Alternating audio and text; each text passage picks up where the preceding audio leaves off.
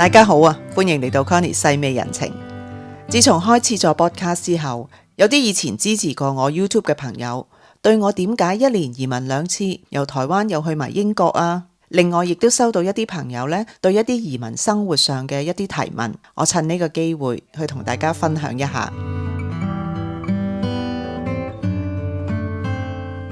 有人問我一個人去移民，生活上應該點樣安排好？我會建議大家分3個階段去準備。第一就係離開香港前啦，準備好一個必買嘅 checklist， 網上邊呢就一定好容易揾到你將會去嘅國家有乜嘢物資係缺乏嘅，咁你就作好準備。反而我想建議大家點樣去揀一個落腳嘅城市，最好開始之前投靠咗親人先，一來你個人會比較定啲，亦都可以減省一啲時間去碰釘，跟住騰出一啲時間去下周邊嘅城市，或者你自己心儀嘅一啲城市去睇下感受下。再奢侈啲，揾1-2個 shortlist 咗嘅，住1-2晚去感受一下大街啊、鋪頭啊，感受會非常之唔同。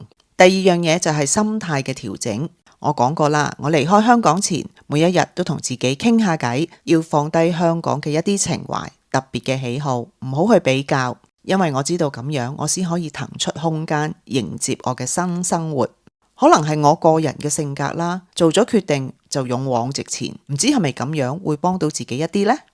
當然我嘅腦袋另外一邊都會提醒自己，如果喺新嘅城市真係生活得唔開心、唔適應，千祈唔好勉強自己。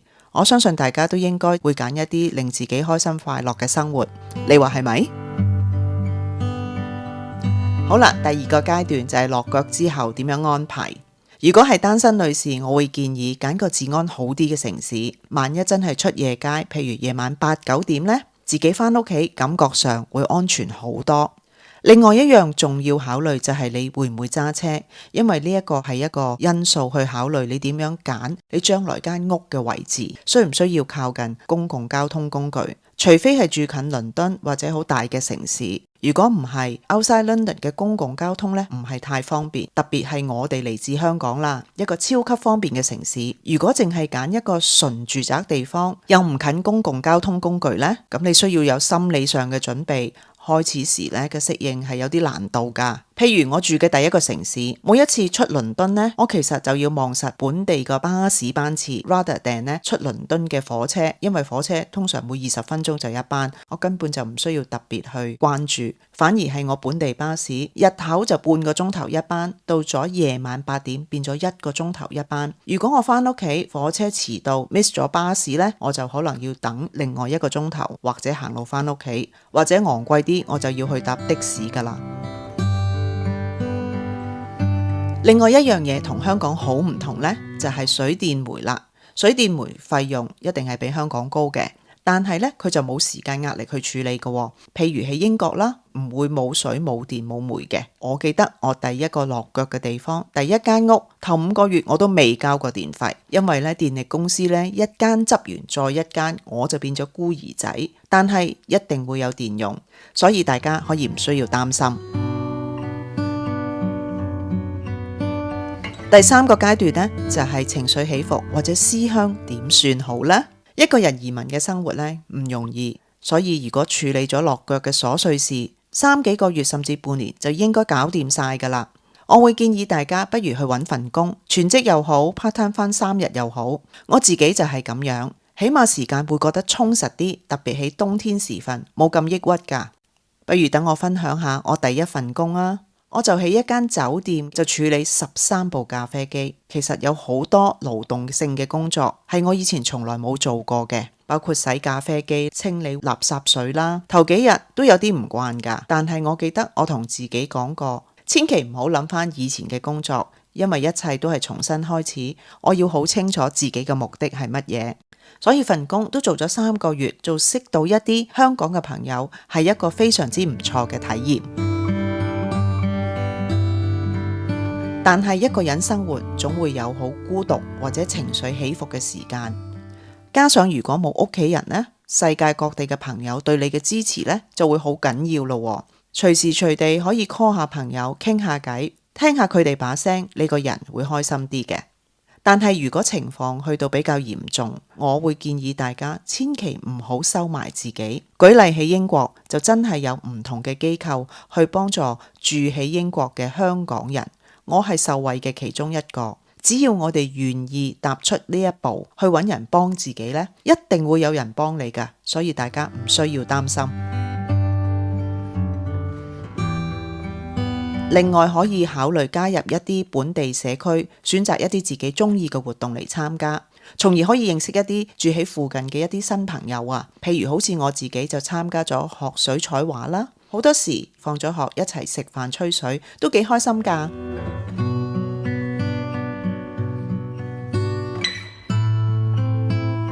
好啦，解答咗一啲移民生活問題。咁有一啲舊網友呢，就問我，以前 YouTube 頻道 Connie 人情地點解會消失㗎？俾我簡單交代一下啦。2021年我仲係住喺台灣經營緊 YouTube 嘅時候呢，喺網絡上邊真係遇到一啲所謂嘅欺凌啦，事件係比我想象中嚴重，因為所有都唔係事實。最後尾我真係需要委託律師陪我去報警，事件先至得以平息。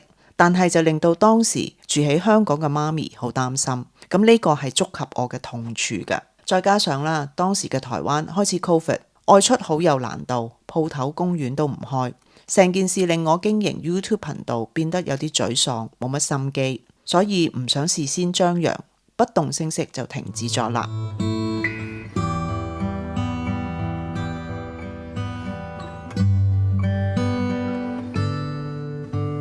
跟住有朋友就會問我，咁點解你而家又開返啊？我記得2個幾月前一個下晝，我心情唔好，好掹憎，打開部電腦揾咗一篇文章嚟導讀。咦，咁得意嘅，讀完個人好似好啲喎，咁我就再揾多幾篇嚟讀，跟住成個人平靜咗好多。突然令我想起喺台灣本地嘅一啲網友，點解你會跟我嘅 channel 嘅？你又唔需要移民台灣，你又唔係講廣東話。究竟點解啊？佢哋回答，佢哋對廣東話呢好有興趣，但係睇電影睇電視劇通常都係講得比較快，而我講嘢就偏慢少少。再加上佢哋話聽我講嘢有啲治癒感啊，究竟係唔係真嘅呢？咁不如咁啊，開個 podcast 試下啊！我記得當日我拍 YouTube 嘅時候，同自己講，我會拍10條片，如果唔受歡迎，冇人睇，就接咗佢啦。咁今日我開始 podcast 都係用同一個心態，我就錄10條 voice clips， 如果真係冇人聽，咪接咗佢咯。呢個就係今日點解我可以同大家再見面嘅原因啦。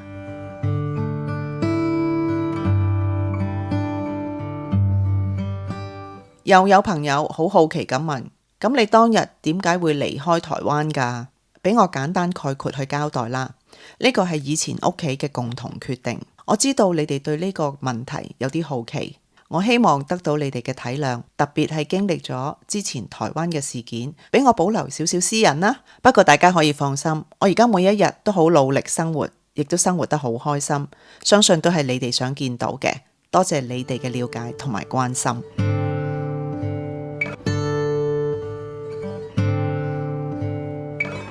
最後我想借1分鐘嘅時間送俾我所有嘅朋友，無論你係身處英國、美國、澳洲、加拿大、台灣、香港嘅每一位，我衷心咁多謝你哋過去一直對我嘅關心同埋照顧。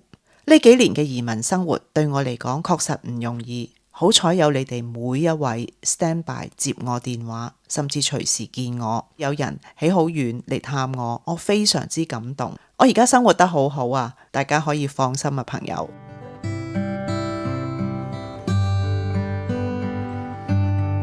多謝大家收聽呢一集 Connie 細味人情，有少少真情流露，大家唔好介意。下一集我想同大家講下，咁呢幾年我移民生活遇到嘅困難係啲乜嘢呢？我又點樣去幫自己解決呢？下一集我同大家再見，拜拜。